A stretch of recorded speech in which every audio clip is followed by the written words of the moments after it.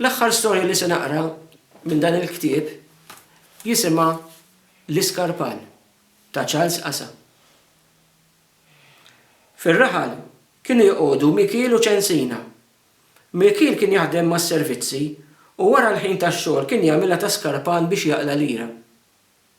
Kien jarma fil-kamra ta' barra tad-dar u n-nies kienet tmur għandu għax ma kienx jieħu għali.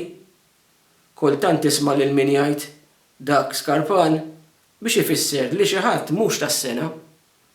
Forsi din l-idjoma nħolqot minn xi ħadd li xi darba sewwa xi żarbun għand Mikiel.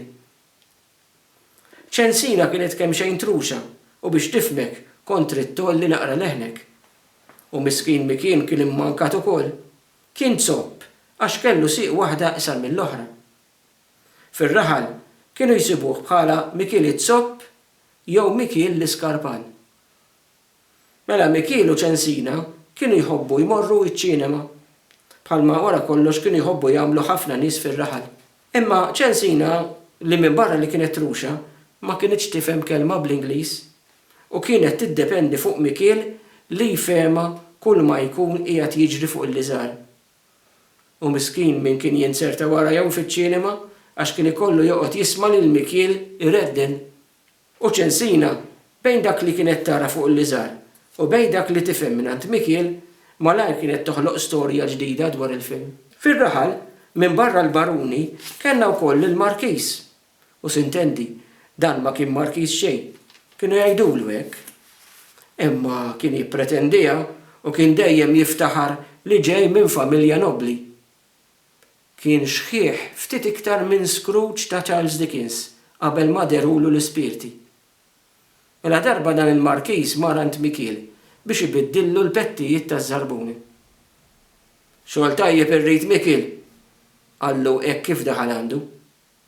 Ħalli f'idejja sul Markiż serraħlu rasu Mikiel u poġġa ż-żarbuna fuq xkaffa biex l-għada jibda jaħdem fuqha.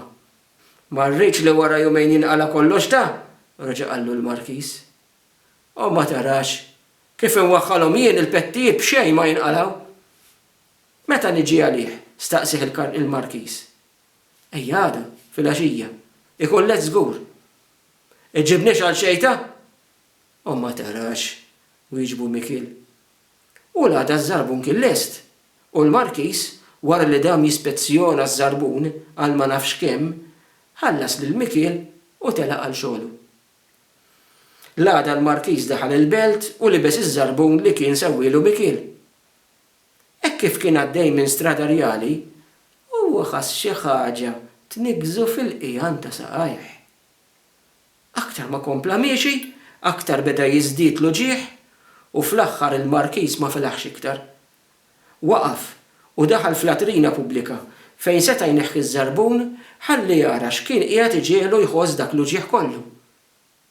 U hemm isib li ż-żarbun kien mimli msiemer li Mikiel ta' skarpan li kien ma qawwitx tajjeb ħalli ma jinħassux. U l-Markiż kien se jiġġennin.